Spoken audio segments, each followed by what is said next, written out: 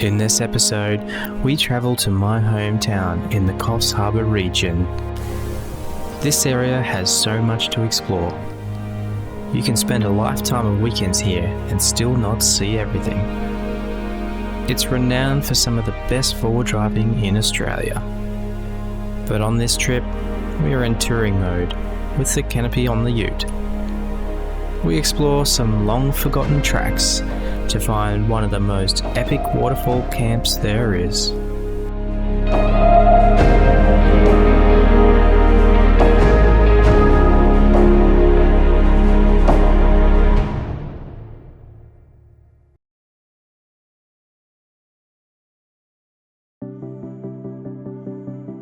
It's a Friday morning and we are bugging out of the city for a long weekend, just like a million other Australians. Over the past couple of years, we've built up our own little off-grid camp setup that allows us to go where most people won't. Rather than jam ourselves into an overpriced or overcrowded caravan park where we can listen to the neighbours' kids fight over an iPad, the wife and I decided we'd spend some quiet time at a secluded spot we know of. After a few hours on the motorway, we are off the blacktop and into the bush near Dorrigo. We're trying to find a new way across a mountain range that we haven't driven before. In fact, we would soon find out that no one had driven this trail recently. It pays to have good maps, paper or offline digital, but there are some things that maps just can't help with. In recent years, there's been a series of damaging weather events that's washed away roads and bridges in this part of the world. This means it's more common than ever to find dead-end roads. This can make the kind of travel we like to do a bit of a challenge, but it's rewarding if you're prepared for this kind of thing. Now, we built this ute to be a comfortable tourer that's capable enough to reach just about any campsite in the country. If you want to know more about it, consider subscribing to our little channel so you don't miss the upcoming Ranger Build Rundown episode.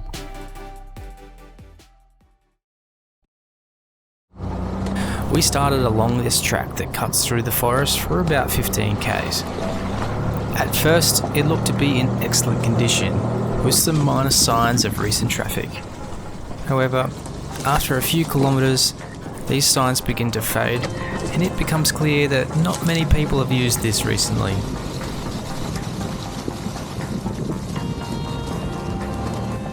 At first, it's a few short sections of the track that are overgrown, but before long, we find that there are kilometres and kilometres of dense weeds over the track.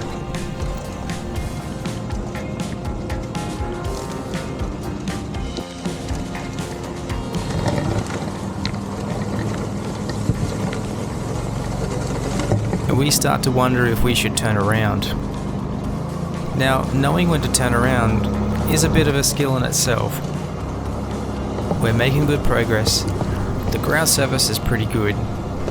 We're taking it easy and we're looking out for major obstacles that might be hidden in the weeds, such as fallen trees or washaways. The ute has PPF wrap, so I'm not too worried about getting scratched. We've got plenty of recovery gear on hand if needed, so in this case we decide to keep pushing and find out what this road has in store.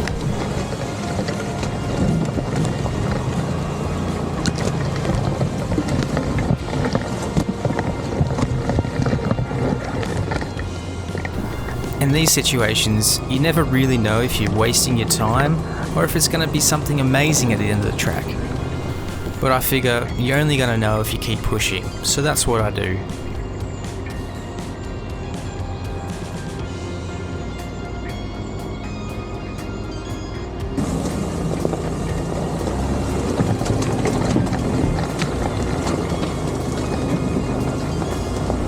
Soon, the overgrowth clears after a few k's. However, we do come across a fallen tree, which we make short work of. We make sure to clear a wide enough path for any larger trucks to come through behind us.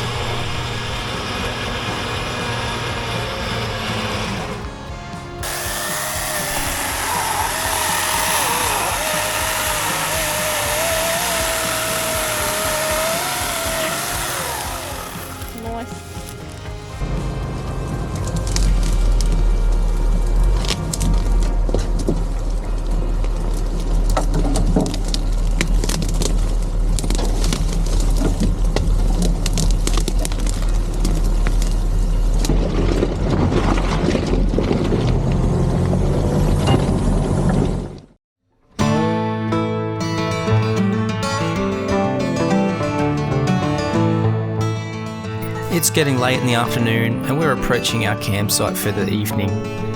We're probably about 30 k's from the centre of Coffs. The track here at the moment is pretty narrow and there's not a lot of flat ground to set up. It's not the kind of place you would bring a normal caravan. Now, I can't give away the exact location of this camp. It's not marked on Google Maps, but if you're a smart cookie, I'm sure you could figure it out. I highly encourage you to come visit not just the city of Coffs Harbour, but the whole region, and I'm sure that you will find your own slice of paradise. In every direction, there's just loads and loads of cool places to see and camp.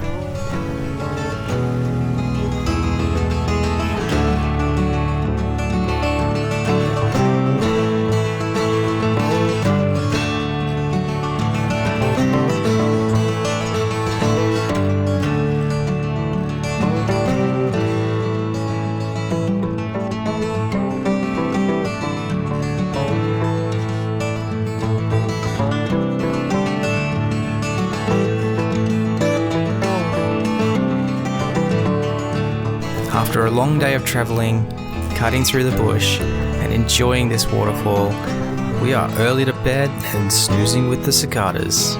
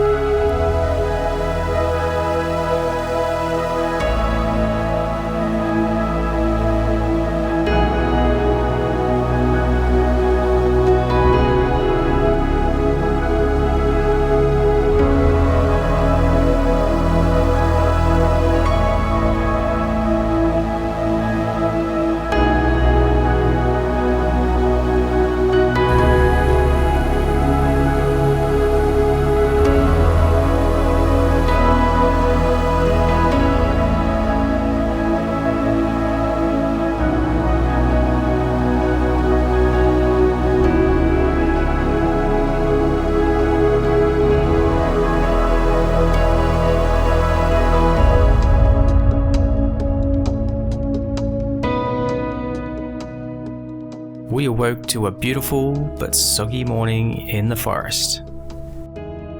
We relaxed for a while to take it all in, and then cooked up the breakfast of champions. We had hoped to get in a couple of four-wheel drive tracks while we were down here. Most of the tracks in this area are clay based, and when they get wet, they just get wild. So whilst I personally wouldn't mind hanging off the end of a winch rope all day, we've got plans to go and see the family and take them on a hiking trip.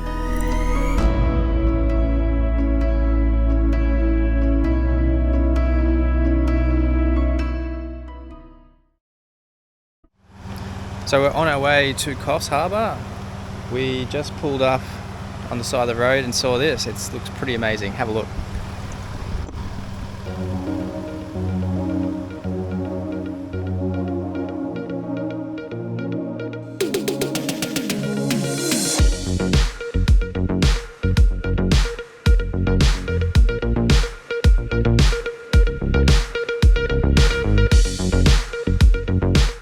On the way into town, we stopped by the epic Mount Caramba to take in the views.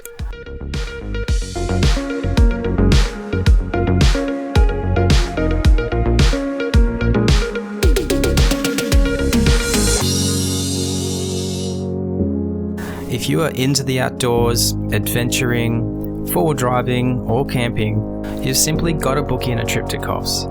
It doesn't matter how many times you come here, there is always something new to explore.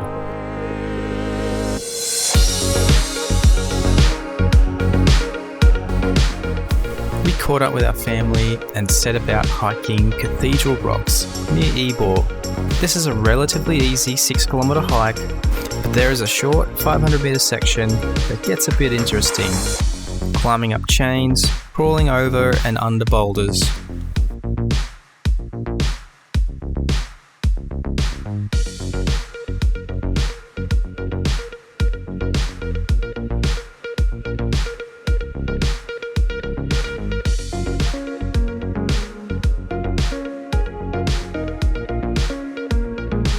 The views at the top are certainly worth the effort, so if you're in the area, consider putting it on your list of things to do.